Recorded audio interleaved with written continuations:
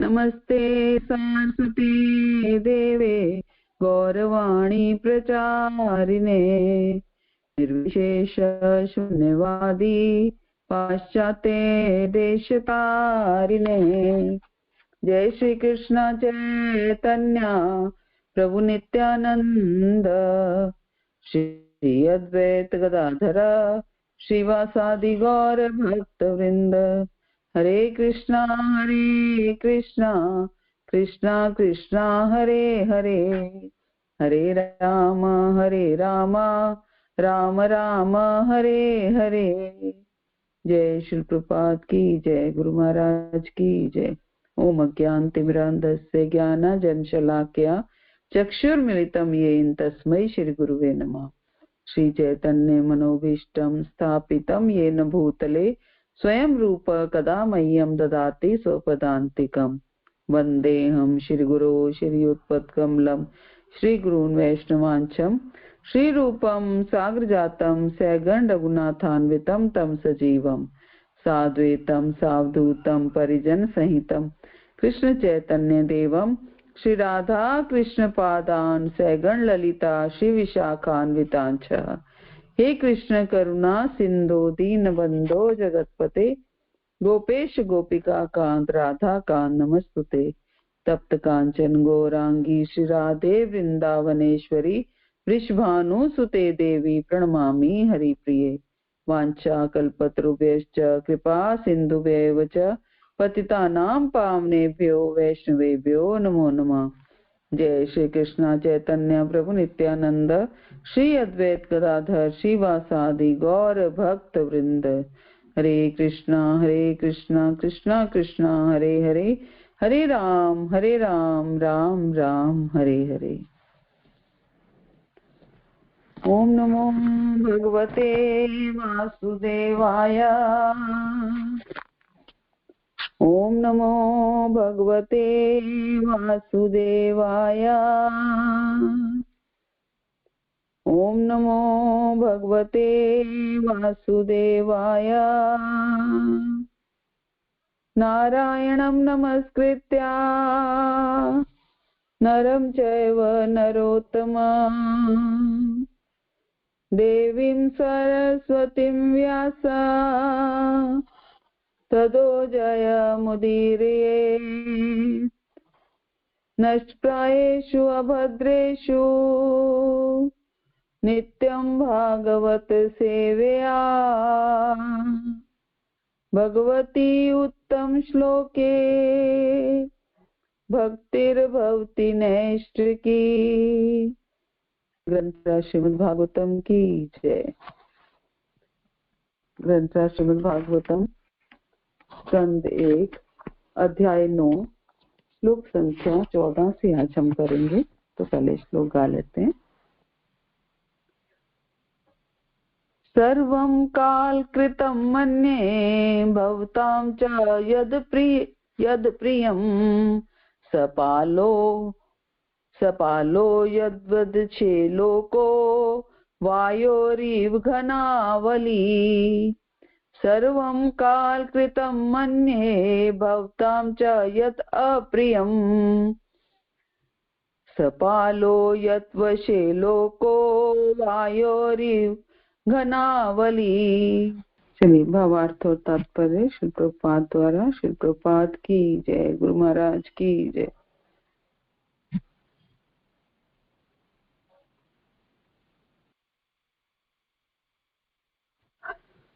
मेरे विचार से ये सब प्रबल काल के कारण हुआ है, जिसके वशीभूत होकर हर कोई व्यक्ति प्रत्येक लोक में मारा मारा फिरता है। जिस प्रकार वायु द्वारा बादल इधर से उधर ले जाए जाते हैं। तो क्या कह रहे हैं भीष्म पितामह? हमने कल के श्लोक में पढ़ा कि पितामह क्या कह रहे हैं कि जहां तक मेरी पुत्र वधू कुंती का संबंध है, वह महान सेनापति पांडु की मृत्यु होने पर अनेक सारे बच्चों के साथ विधवा हो गई और इसके कारण उसने घोर कष्ट सहे। और अब जब तुम लोग बड़े हो गए हो तो भी वह तुम्हारे कर्मों के कारण काफी कष्ट उठा रही है। तो हम इस अध्याय में भीष्म देव का देह त्याग के ऊपर चर्चा कर रहे हैं। भीष्म देव बाणों की शैया पर लेटे हैं और जाते जाते अपने जीवन का पूरा अनुभव, पूरा ज्ञान और पूरे एक्सपीरियंसेस जो हुए उनको उड़ेल देना चाहते हैं। और भाग्यशाली जीव उन्हें सुन पा रहे हैं। तो श्लोक संख्या 12 से भीष्म देव ने कहना शुरू किया और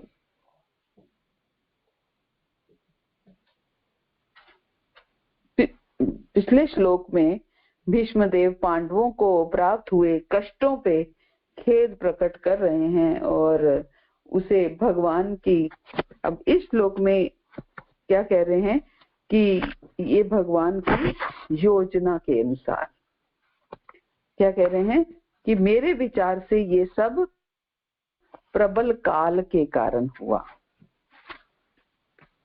तो विष्णुदेव कह रहे हैं कि तुम लोगों को जीवन भर जो कष्ट हुआ, जो विपत्तियां आई, भवताम च यद प्रियम, जो भी अप्रिय हुआ है, सर्वम काल कृतम मन्ये, वह सब काल के द्वारा किया हुआ है, ऐसा मैं मानता हूं। ऐसा नहीं है कि तुम लोग पापी थे इसलिए तुम्हें दुख मिला, इसमें तुम लोगों का कोई दोष नहीं है, तुम लोगों का इसमें कोई दोष नहीं है, ये सब काल ने उपस्थित किया है। काल बहुत बलवान है। हम भी आम भाषा में कहते हैं ना कि सब कुछ समय करवाता है, समय बहुत बलवान है। तो वही भीष्म पितामह कह रहे हैं काल बहुत बलवान है। वास्तव में श्री कृष्ण की जो इच्छा है, जो संकल्प शक्ति है, उसी को काल कहते हैं। तो भीष्म पितामह कहना चाह रहे हैं कि सपालो सद्वशे लोको, जिस तरह से सारा जगत काल के अधीन रहता है, वायुरीव घनावली, वायु के अधीन जैसे बादलों का समूह, सभी प्राणी काल के अधीन हैं। आकाश में बादल रहेंगे कि नहीं, ये बादल की इच्छा पर निर्भर नहीं रहता। बादल वायु के अधीन है। हवा का झोंका उसको इधर से उधर तितर बितर कर देता है। कौन कब जन्म लेगा, उसके जीवन में क्या विपत्ति आएगी या क्या सुख मिलेगा, ये सब काल के अधीन है। काल ही मनुष्य के शरीर को वृद्ध या कमजोर बना देता है। ऐसा नहीं मानना चाहिए कि पांडवों के जीवन में जो विपत्तियां आई वह उनके कर्म का फल है। काल ही वास्तव में किसी को किसी परिवार में जन्म देता है और काल ही एक दिन किसी की मृत्यु का कारण बनता है।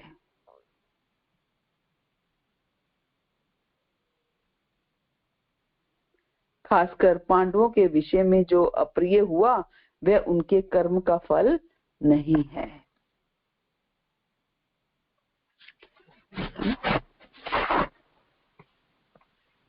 तो तात्पर्य में बता रहे हैं कि युधिष्ठिर को ये नहीं सोचना चाहिए कि उन्होंने पिछले जन्म में पाप किया था जिसका परिणाम उन्हें भोगना पड़ रहा है।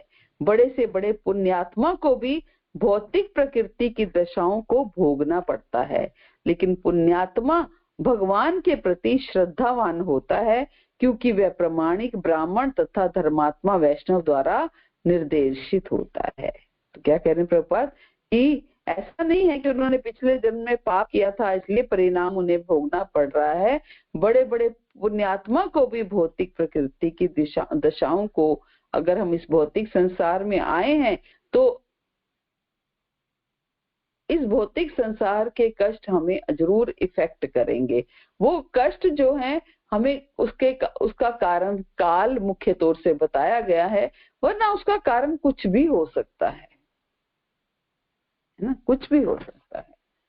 आगे विष्णुदेव कह रहे हैं ओ, अपरिहार्य काल का प्रभाव कितना आश्चर्यजनक होता है।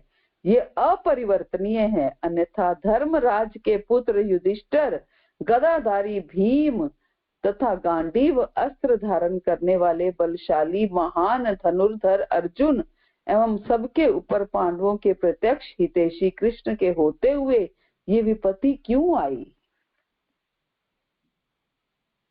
ये विपत्ति क्यों आई? क्या कह रहे हैं कि ये काल का ही प्रभाव है। काल का प्रभाव कितना आश्चर्यजनक है कि युधिष्ठिर, भीम और अर्जुन के होते हुए भी ये विपत्ति आ गई।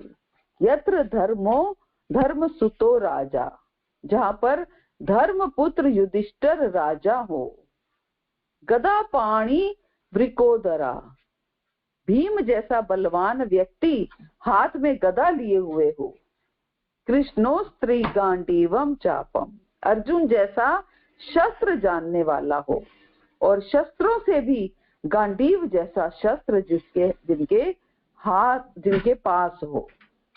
सहित कृष्णस्तो तो विपत, हित करने वालों में साक्षात भगवान श्री कृष्ण जिनके सुहृद हों, वहां भी विपत्ति। ये कैसी बात है? इतना सब कुछ होने के बावजूद भी विपत्ति आए तो ये बड़ा अचंभा है। पुण्य एक बल है। ये बात सब जगह प्रसिद्ध है कि पुण्य जो है वो एक बल है।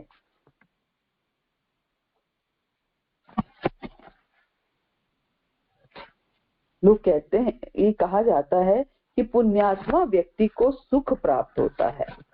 महाराज युधिष्ठिर धर्म के मूर्तिमान स्वरूप थे, जो एक बार भी झूठ नहीं बोले। उनका कितना बड़ा पुण्य होगा, सोचिए। युधिष्ठिर महाराज एक बार भी झूठ नहीं बोले तो उनका कितना बड़ा पुण्य होगा। भगवान श्री कृष्ण के कहने से उन्होंने एक बार झूठ बोला, तब उनका रथ नीचे चलने लगा था, है ना। अश्वत्थामा मारा गया। हालांकि वो झूठ नहीं था, लेकिन भगवान ने बुलवाया उनसे, अश्वत्थामा मारा गया। तो क्या हुआ? उनका रथ जो है वो नीचे जाने लगा।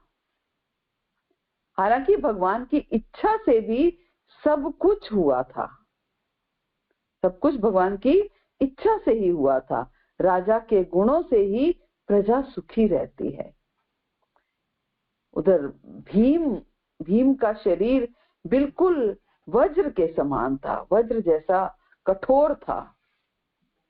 भीम के जन्म की घटना आती है कि माता कुंती जो थी, उनको गोद में उठा करके जब उनका जन्म हुआ, अभी वो जन्म होते बालक थे, मतलब एक दिन के भी नहीं थे, पैदा होते बालक थे। तो माता कुंती गोद में लेकर नदी में जा रही थी, तो उस समय एक बाघ जो है वो कुंती पर झपटा और कुंती डर गई। कुंती महारानी डर गई और बच्चा हाथ से छूटकर पत्थर की चट्टान पर गिर गया। भीम जो था वो हाथ से छूटकर पत्थर की चट्टान पर गिर गया और वह चट्टान चूर चूर हो गई।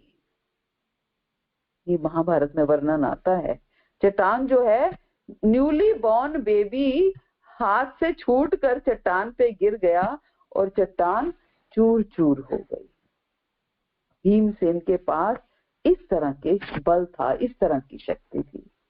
अर्जुन के पास गांडीव जैसा शस्त्र था और शस्त्र कुशलता भी थी। ये नहीं कि सिर्फ शस्त्र था, शस्त्र कुशलता भी थी।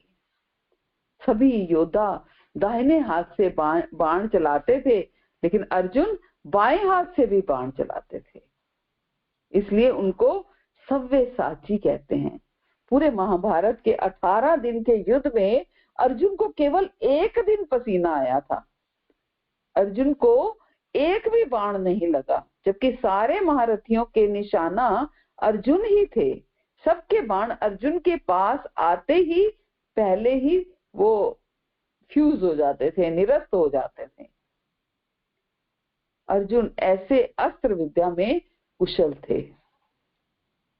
जहाँ सर्वेश्वर श्री भगवान सुहृद हो, वेल विशर हो, तो पांडवों पर विपत्ति ना आए, उन्हें दुख ना हो, इसके लिए योजना बनाते थे। वहां विपत्ति देखी जा रही है,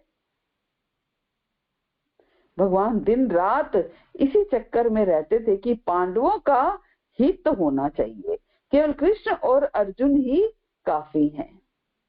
भगवद गीता में संजय कहते हैं ना, यत्र योगेश्वर कृष्ण यत्र पार्थो धनुर्धरा तत्र श्री विजया भूति ध्रुवा नीति मति ममा। जहाँ योगेश्वर कृष्ण है और जहाँ परम धनुर्धन अर्जुन है, वही ऐश्वर्य है, वही विजय है, वही अलौकिक शक्ति है और वही नीति भी है। ऐसा मेरा मत है। तो इस पर प्रश्न उठता है कि क्या काल भगवान श्री कृष्ण पर अधिकार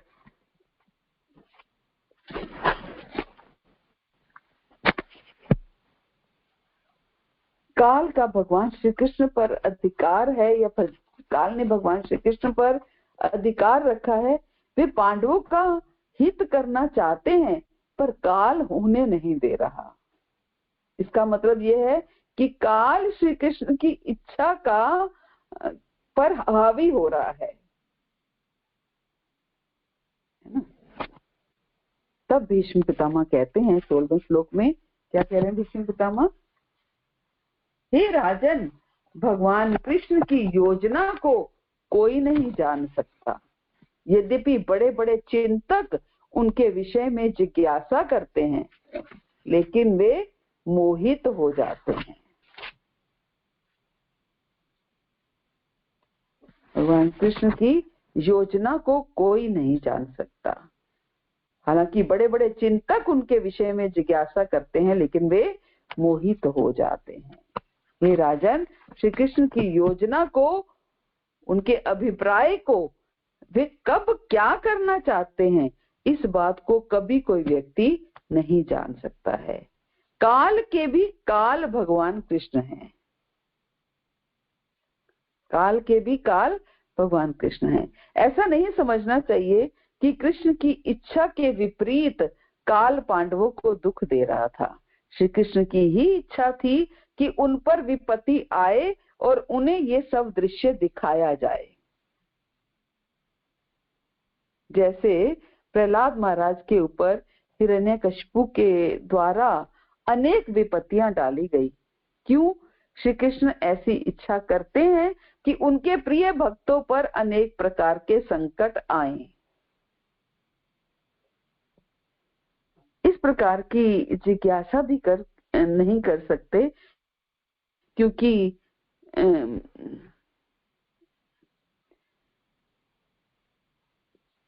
क्या कह रहे हैं? यत विजिज्ञास्या युक्ता मुह्यन्ति कव्योपि। बड़े बड़े विद्वान भी यदि श्री कृष्ण के प्रयोजन को जानने की चेष्टा करेंगे तो भ्रम में पड़ जाएंगे। इसका अर्थ क्या है? इसका अर्थ ये है कि जानने की कोशिश भी नहीं की जाए, जानने की कोशिश भी नहीं की जाए। श्री कृष्ण जो कहते हैं उसे करना चाहिए, अर्थात उनकी कथाओं का श्रवण कीर्तन करना चाहिए। भगवान कभी कभी अपने प्रिय भक्तों के साथ ऐसी स्थिति उत्पन्न कर देते हैं कि भक्त घबराने लगता है। वह सोचता है कि श्री कृष्ण हम पर ध्यान नहीं दे रहे हैं, हमारी विपत्ति को नहीं समझ रहे हैं। भगवान कुछ सोचकर अपने प्रिय भक्त को विपत्ति में डालते हैं। वे भक्त के हितैषी हैं, भक्त के सुहृद हैं। कभी कभी भक्त नहीं समझता, लेकिन भगवान सब कुछ जानते हैं। जैसे बच्चे के शरीर में अगर फोड़ा हो जाए, बच्चे के शरीर में अगर फोड़ा हो जाए तो उसकी माँ बच्चे को डॉक्टर के पास ले जाती है और उसकी क्या कह सकते हैं, चीड़ फाड़ कराती है ना, उसमें कट भी लगवा सकती है, चीड़ फाड़ कराती है। तो बच्चा बहुत घबरा कर रोता है। हालांकि माँ उस बच्चे की सुहृद है, उससे प्रेम करती है, उसे गोद में रखती है, उसे खिलाती पिलाती है, सहलाती है। माँ इतनी कठोर नहीं हो सकती जितना वह सोचता है। कभी कभी बच्चा यहाँ तक कह देता है तुम मेरी माँ नहीं हो, लेकिन माँ उसके रोने पीटने की परवाह नहीं करती। बच्चे का हित उसका ध्येय है, उसका लक्ष्य है कि बच्चा ठीक होना चाहिए। ऑपरेशन के बाद ही वह शांति का अनुभव करती है। उसी तरह श्री कृष्ण और पांडवों के विषय में विशेष बात है। सामान्य लोगों के लिए इस रहस्य को जानना बहुत कठिन है। भीष्म पितामह कह रहे हैं कि हे राजन, श्री कृष्ण जो कहते हैं वही करना चाहिए, अर्थात उनकी आज्ञा का पालन करना चाहिए, उनकी आज्ञा का पालन करना चाहिए। तो तात्पर्य में कह रहे हैं, भीष्म देव धर्म की विजय देखकर निश्चय ही संतुष्ट थे और राजा युधिष्ठिर को सिंहासन आरूढ़ देखकर प्रसन्न थे। यद्यपि वे स्वयं उनके विरुद्ध लड़े थे, हालांकि वो उनके विरुद्ध लड़े थे, लेकिन फिर भी वो प्रसन्न थे कि युधिष्ठिर राजा बने हैं। भीष्म जैसे महान योद्धा भी कुरुक्षेत्र के युद्ध को नहीं जीत सके, क्योंकि भगवान ये दिखाना चाहते थे कि पाप कभी पुण्य को नहीं जीत सकता, चाहे कुछ भी करना चाहे। भगवान ये दिखाना चाहते थे कि पाप कभी पुण्य को नहीं जीत सकता। भीष्म देव भगवान के महान भक्त थे, लेकिन उन्हें भगवान की इच्छा अनुसार पांडवों के विरुद्ध युद्ध करना पड़ा, क्योंकि भगवान ये दिखलाना चाह रहे थे कि गलत पक्ष की ओर से लड़ने पर भीष्म जैसा योद्धा भी जीत नहीं सकता। हालांकि भीष्म जो हैं वो कितने महान थे, महान योद्धा थे, लेकिन फिर भी भगवान ये दिखाना चाहते थे कि गलत पक्ष से लड़ने की कारण भीष्म जैसा योद्धा भी जीत नहीं सकता।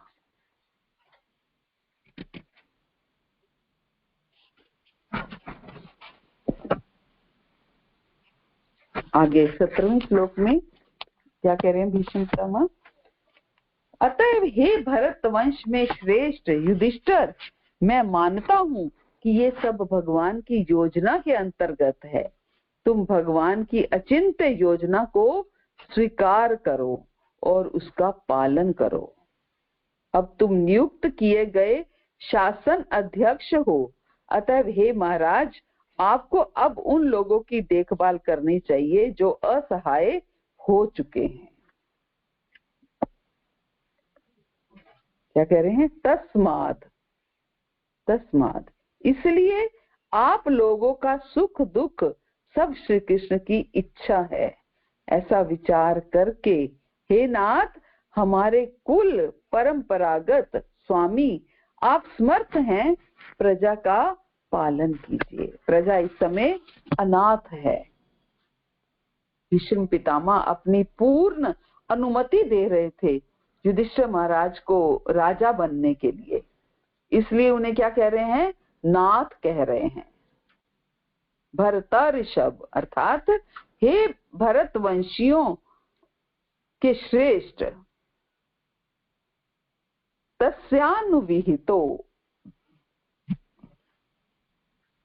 तस्यानुविहितो श्री कृष्ण के अधीन रहकर उनका अनुगामी बनकर राज्य संभालिए। ये भीष्म पितामह का आदेश है।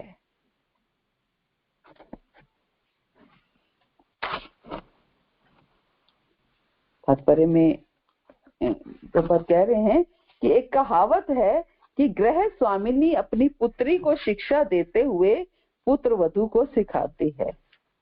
बहुत प्रसिद्ध कहावत है ये। कहते हैं ना, कहूं बेटी को और सुनाऊं बहू को।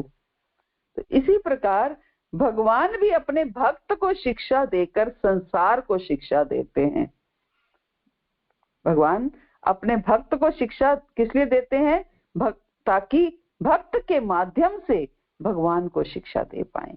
भक्त को भगवान से कुछ नया नहीं सीखना होता है, क्योंकि भगवान निष्ठावान भक्त को उसके भीतर से शिक्षा देते हैं। अतः जब भी भक्त को शिक्षा देने का प्रदर्शन किया जाता है, जैसा कि भगवत गीता के उपदेश में हुआ है, तो ये कम बुद्धिमान मनुष्यों को शिक्षा देने के लिए होता है।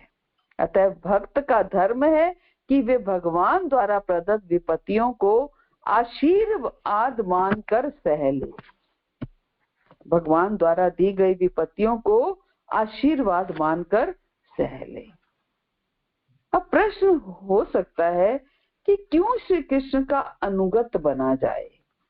जहां श्री कृष्ण खड़े हैं वहां दर्शाते हुए भीष्म पितामह कहते हैं 18वें श्लोक में, क्या कह रहे हैं, ये श्री कृष्ण अकल्पनीय आदि भगवान ही हैं।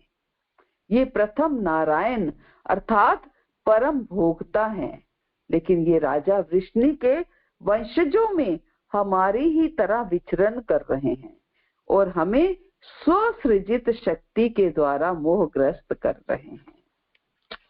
स्वसृजित शक्ति के द्वारा मोहग्रस्त कर रहे हैं।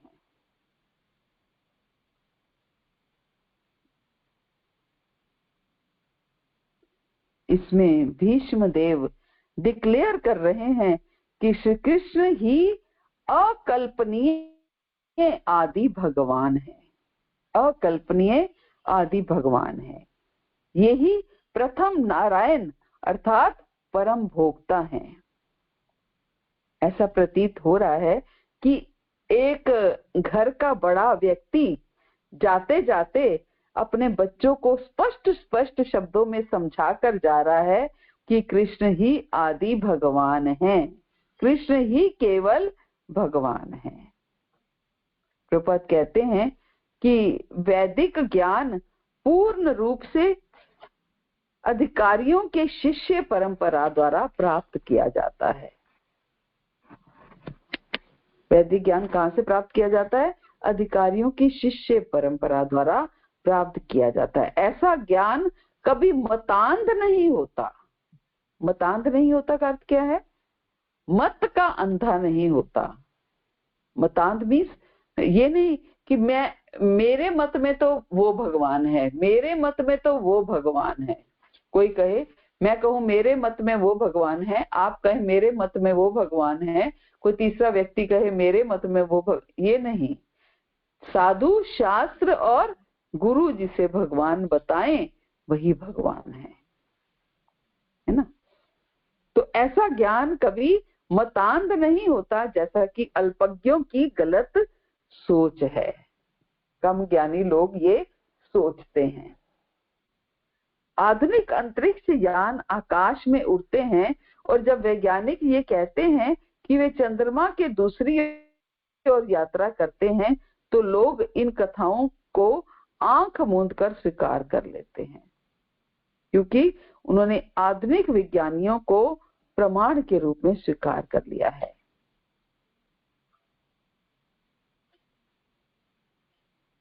अधिकारी जो कुछ बोलते हैं सामान्य जन उन पर विश्वास कर लेते हैं, लेकिन वैदिक सत्यों के विषय में उन्हें विश्वास ना करने की शिक्षा दी जाती है। यदि वे उसे स्वीकार करते भी हैं तो वे उसकी भिन्न प्रकार से व्याख्या करते हैं। यत् यत् आचरति शेष तत् देवेत रोजना स यत् प्रमाणम कुरुते लोकस्य तनुवर्तते। जैसे टीचर अगर बच्चे को कुछ समझाती है तो बच्चा उसको एक्सेप्ट कर लेता है कि मेरी टीचर ने बताया है ना। तो जैसा जैसा श्रेष्ठ लोग आचरण करते हैं वैसा वैसा बाकी लोग उसे स्वीकार कर लेते हैं।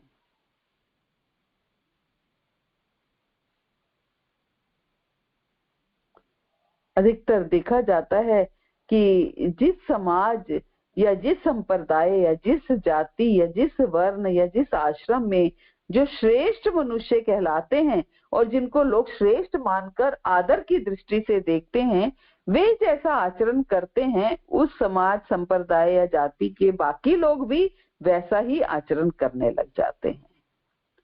हृदय में अगर धन या पोजीशन का महत्व या लोभ होता है तो अधिक धन वाले लखपति, करोड़पति या ऊंचे पद वाले नेता या मंत्री पुरुषों को श्रेष्ठ मान लेते हैं और उन्हें बहुत आदर की दृष्टि से देखते हैं। जिनके हृदय में जड़ वस्तुओं, धन का, पद का महत्व है, वे मनुष्य वास्तव में ना तो स्वयं श्रेष्ठ होते हैं और ना श्रेष्ठ व्यक्ति को समझ ही सकते हैं। जिसको वे श्रेष्ठ समझते हैं वह भी वास्तव में श्रेष्ठ नहीं होता। यदि उनके हृदय में धन का अधिक आदर है तो उन पर अधिक धन वालों का प्रभाव होता है, जैसे चोर पर चोरों के सरदार का ही प्रभाव होता है। वास्तव में श्रेष्ठ ना होने पर भी लोगों के द्वारा श्रेष्ठ मान लिए जाने के कारण उन धनी या उच्च पद वाले पुरुषों के आचरणों का समाज में अपने आप प्रचार हो जाता है। जैसे धन के कारण जो श्रेष्ठ माने जाते हैं, जो बहुत धनी व्यक्ति होते हैं, उनको समाज में एक श्रेष्ठ माना जाता है ना। और उन पुरुषों ने जिन जिन तरीकों से धन कमाया है और जमा किया है, उन तरीकों का प्रचार होने लगता है। इवन किताबें तक छप जाती हैं कि फलां फलां व्यक्ति ने कैसे धन कमाया।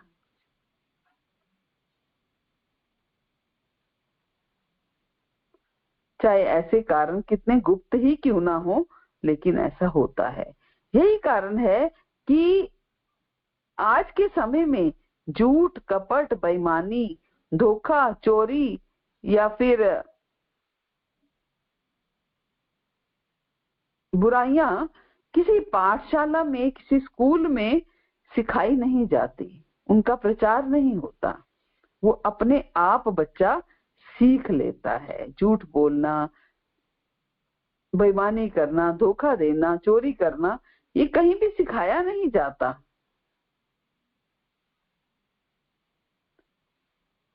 ये बड़े दुख और आश्चर्य की बात है कि आज के समय में लोग धनी व्यक्ति को, लखपति को, करोड़पति को तो श्रेष्ठ मान लेते हैं, पर रोज जो भगवान का नाम 1 लाख बार जप करता है उसको श्रेष्ठ नहीं मानते।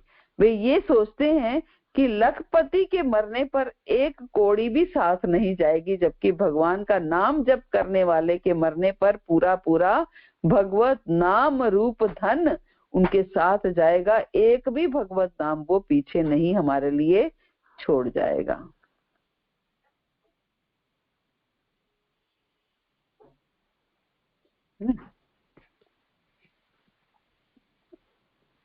तो भीष्मदेव उन 12 महाजनों में से एक हैं जो दिव्य ज्ञान के सिद्धांतों को जानते हैं। श्री कृष्ण को आदि भगवान कहे जाने की उनके द्वारा की गई पुष्टि की निर्विशेषवादी शंकर के द्वारा भी परिपुष्टि हुई है। प्रभुपाद तात्पर्य में बता रहे हैं कि उन्होंने भगवान को आदि भगवान डिक्लेयर किया, तो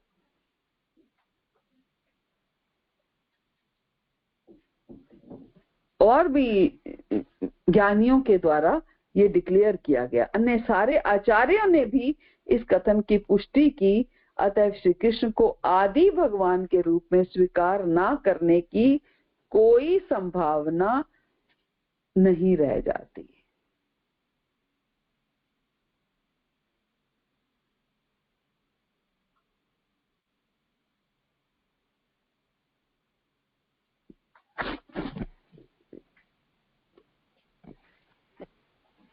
भगवान के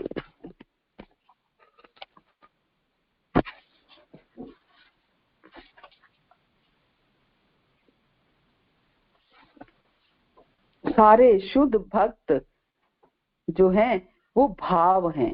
अगले श्लोक में हम पढ़ेंगे। हे राजन, शिवजी, देव ऋषि, नारद तथा भगवान के अवतार कपिल ये सभी प्रत्यक्ष संपर्क द्वारा भगवान की महिमा के विषय में अत्यंत गोपनीय जानकारी रखते हैं। भगवान के प्रभुपाद क्या कह रहे हैं, भगवान के सारे शुद्ध भक्त भाव हैं, अर्थात ऐसे व्यक्ति हैं जो दिव्य प्रेममयी सेवा के द्वारा भगवान की महिमा को जानते हैं।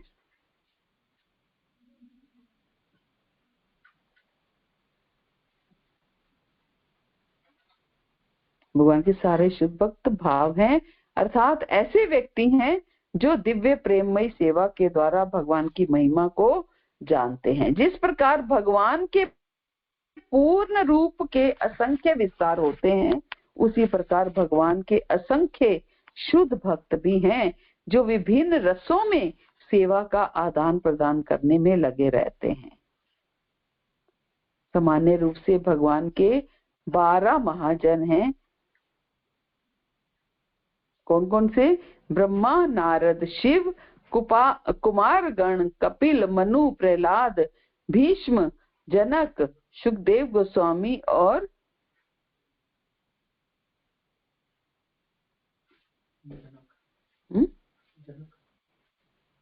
जनक, सुखदेव गोस्वामी, बरी महाराज और यमराज। हालांकि भीष्म देव इनमें से एक हैं। तो हम सब जानते हैं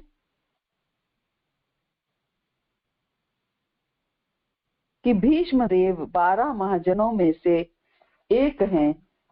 धर्म के जिन सिद्धांतों से पूर्ण पुरुषोत्तम भगवान को वास्तव में समझा जा सकता है वो भागवत धर्म कहलाता है, और भागवत धर्म को पूरी तरह से जानने वाले 12 महाजन हैं।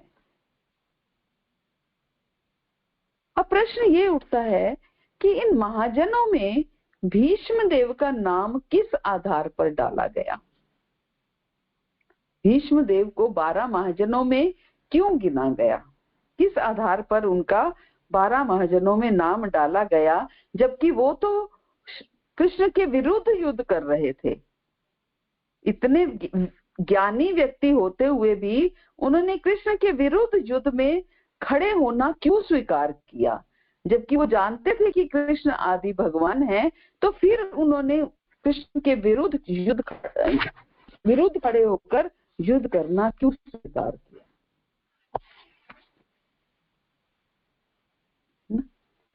तो इसका उत्तर यही है कि भीष्म देव जो थे वो सदा भगवान के प्रति पूरी सेवा में तत्पर रहे।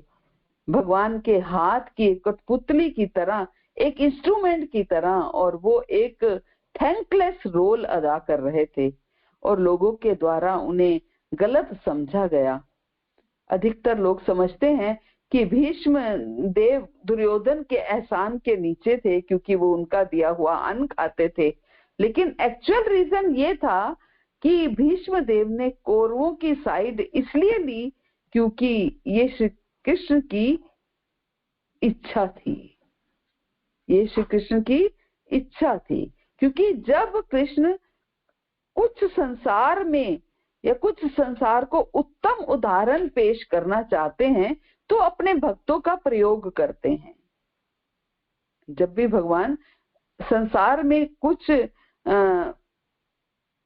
उत्तम उदाहरण पेश करना चाहते हैं, एग्जाम्पल सेट करना चाहते हैं, तो अपने भक्तों का प्रयोग करते हैं। ऐसे में एक भक्त को थोड़े समय के लिए शत्रु भी बनना पड़ता है, तो प्रेम के वश में वो ये भी करता है। तो भीष्म देव कृष्ण की योजना को समझ गए थे और वो आने वाले समय में लोगों को ये दिखाना चाहते थे कि जीवन का सबसे महत्वपूर्ण नियम है कि तुम जो कुछ भी हो, जितने धनी हो, जितने शक्तिवान हो, जितने पावरफुल हो, जितने प्रसिद्ध हो, जितने सुंदर हो, जितने ज्ञानी हो, अगर तुम कृष्ण की साइड में नहीं हो तो तुम्हारी हार निश्चित है।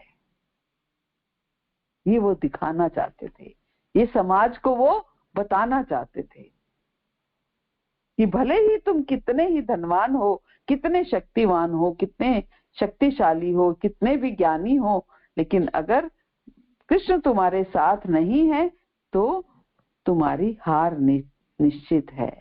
यत्र योगेश्वर कृष्णा यत्र पार्थो धनुर्धरा तत्र श्री विजया भूति ध्रुवा नीति मति ममा। और इसके अलावा अगर तुम कृष्ण की साइड हो तो भले ही आप कोई भी हो, तुम्हारी जीत निश्चित है। अगर कृष्ण की साइड हो तो तुम जो भी हो तो तुम्हारी जीत निश्चित है, क्योंकि कृष्ण अच्युत हैं। अच्युत हैं, अच्युत मीन्स जिसे जीता ना जा सके, लेकिन अच्युत कृष्ण जीते जाते हैं तो केवल भक्तों के प्रेम से जीते जाते हैं। किससे जीते जाते हैं? भक्तों के प्रेम से जीते जाते हैं। कृष्ण भगवद गीता में कहते हैं ना, कौन्ते प्रति जाने न में भक्त प्रणयच्छति, क्षिप्रम भवति धर्मात्मा शाश्वत शांतिम निगच्छति, कौन्ते प्रति जाने न में भक्त प्रणयच्छति। हे कुंती पुत्र, निडर होकर ये घोषणा कर दो कि मेरे भक्त का कभी विनाश नहीं होता। मैं हमेशा अपने भक्त की रक्षा करता हूँ, लेकिन मैं तुम्हारी सुरक्षा कैसे करूंगा ये तुम्हारी चॉइस से नहीं होगा, ये मेरी चॉइस से होगा।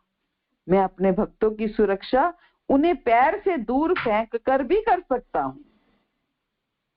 मैं अपने भक्तों की सुरक्षा उन्हें पैर से दूर फेंक कर भी कर सकता हूँ, उनको मार के भी कर सकता हूँ, उनसे उनका सब कुछ छीन के भी कर सकता हूँ।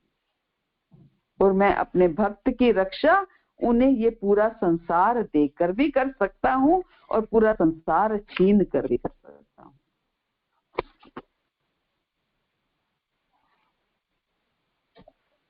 कई बार भक्ति करते समय हम अपने जीवन की प्रतिकूल घटनाओं से विचलित हो जाते हैं। यही माया का स्वभाव है। वह हमें निराश कर देती है, हताश कर देती है, भयभीत कर देती है। हम सोचने लगते हैं कि मैं भक्ति में कुछ प्रगति कर रहा हूं या नहीं, और यदि नहीं तो क्यों नहीं। तो माया के इस जाल से बचने के लिए हमें सदा अपने सौभाग्य पर विचार करना होगा कि हमें भगवान के नामों का कीर्तन, भक्तों का संग, श्रील प्रभुपाद की कृपा से, गुरु शिष्य परंपरा से संबंध प्राप्त हुआ है।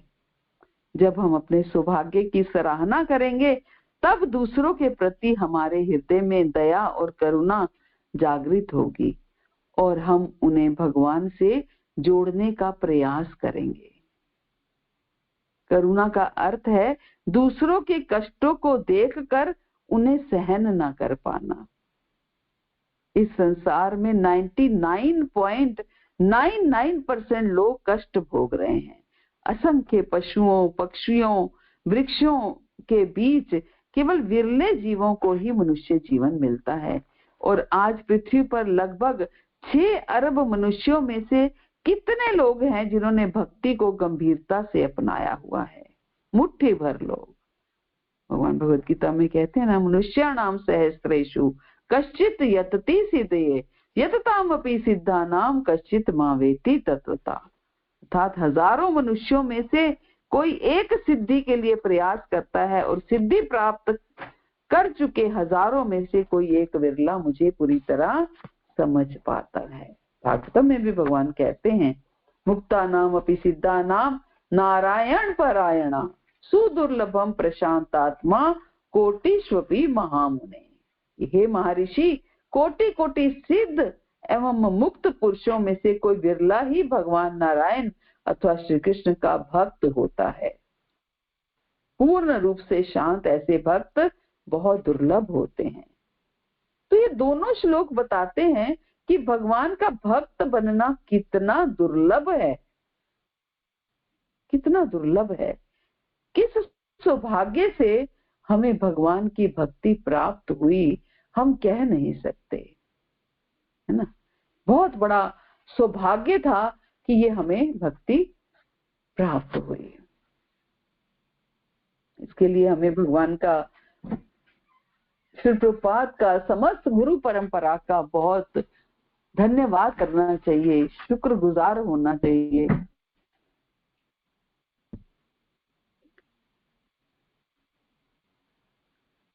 पाया तेरे दरे तो रहमता हजारा, शुक्र गुजारा तेरा, शुक्र गुजारा। पाया तेरे दरे उतो रहमता हजारा, शुक्र गुजारा तेरा, शुक्र गुजारा। रुले आसी दर दर किसे न संभालिया, रुले आसी दर दर किसे न संभालिया, मेरे कीती दाता ने ते चरना चला लिया, मेरे कीती दाता ने ते चरना चला लिया। उना मेहरबानियां दा शुक्र गुजारा, शुक्र गुजारा तेरा, शुक्र गुजारा। पाया तेरे दरे उतो रहमता हजारा, शुक्र गुजारा तेरा, शुक्र गुजारा। कोडियां दा मुल सी हीरियां दा पै गया, कोडियां दा मुल सी हीरियां दा पै गया, जदों दा मैं दाता तेरे दरे आके बह गया,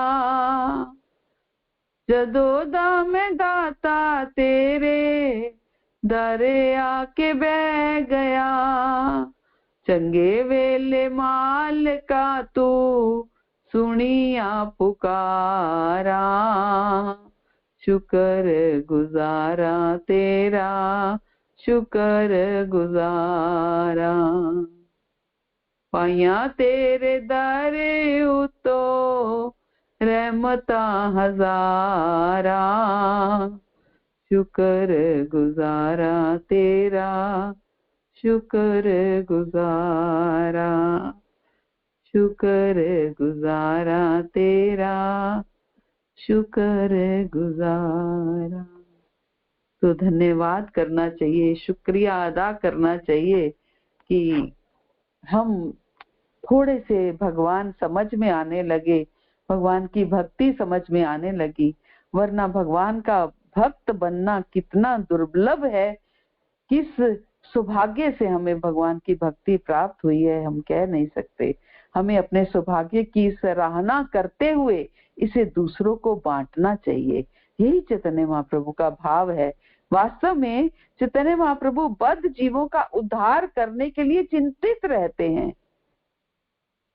चैतन्य चरितामृत में महाप्रभु और श्री हरिदास ठाकुर के बीच वार्ता में वर्णन आता है कि प्रभुपाद लिखते हैं कि स्वयं को महाप्रभु का भक्त कहने वाले लोगों को चाहिए कि वे महाप्रभु को इस चिंता से मुक्त करने में उनकी सहायता करें। महाप्रभु चिंतित रहते हैं कि कैसे बद्ध जीवों का उद्धार होगा। तो जो अपने आप को महाप्रभु के भक्त कहते हैं उनको उनकी मदद करनी चाहिए, चिंता मुक्त करने में उनकी सहायता करनी चाहिए प्रचार करके। श्री प्रभुपाद ऐसा कर रहे हैं और हमें केवल उनकी सहायता का प्रयास करना है। हमें केवल उनकी सहायता का प्रयास करना है।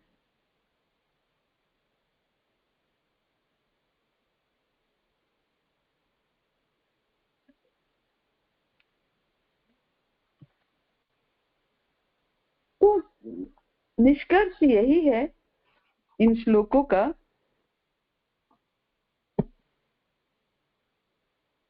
18वें श्लोक में भीष्म पितामह यही कहना चाहते हैं। 18वें-19 में एष वे भगवान साक्षात, ये श्री कृष्ण ही स्वयं भगवान हैं। आद्यः वे ही आदि पुरुष कारणोदक्षाई विष्णु और पर व्योम आदिपति वैकुंठ नाथ नारायण है। उन्होंने ही इस विश्व की सृष्टि की है। जिन्हें आप अपने मामा का लड़का समझते हैं वे साधारण मनुष्य नहीं है।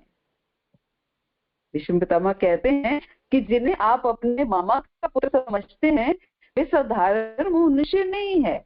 मोह यन माया लोकम, अपनी माया से लोगों को मोहित करते हुए भगवान गूढ़श्चरति वृष्णिषु, छिप करके यादवों में विचरण कर रहे हैं।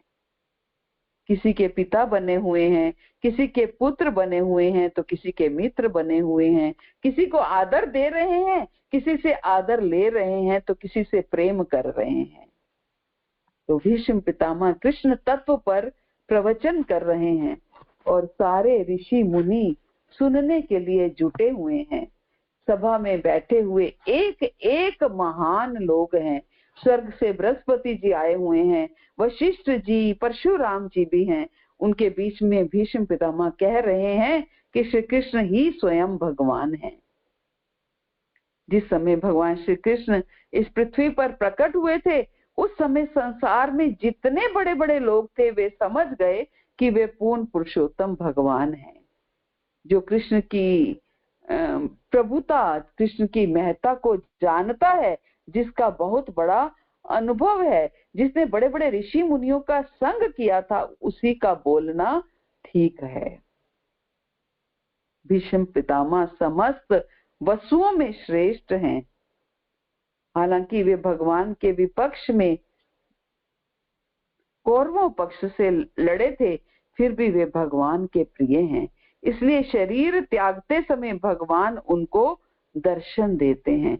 भगवान पृथ्वी पर जब प्रकट थे तब सारे ऋषि मुनि, राज ऋषि गणों ने आनंद के साथ स्वीकार किया कि वे भगवान हैं। श्री कृष्ण को जो स्वयं भगवान पर ब्रह्म और परमात्मा के रूप में स्वीकार करता है, हमें उसी को ही सुनना है, उसी को ही प्रवचन सुनना है, उसी का लेक्चर सुनना है। जो लोग कहते हैं कि श्री कृष्ण हम ही लोगों जैसे एक व्यक्ति थे और कुछ लोगों ने उनको भगवान कह दिया है, तो ऐसे लोगों की बात कभी भी नहीं सुननी चाहिए।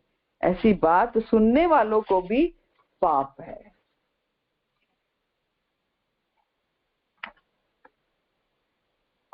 तो 19वां श्लोक, थोड़ा सा हम अनुभाव के बारे में अभी चर्चा हम नहीं कर पाए, कल करेंगे। हरे कृष्णा, काफी समय हो गया। हरे कृष्णा। श्री प्रभुपाद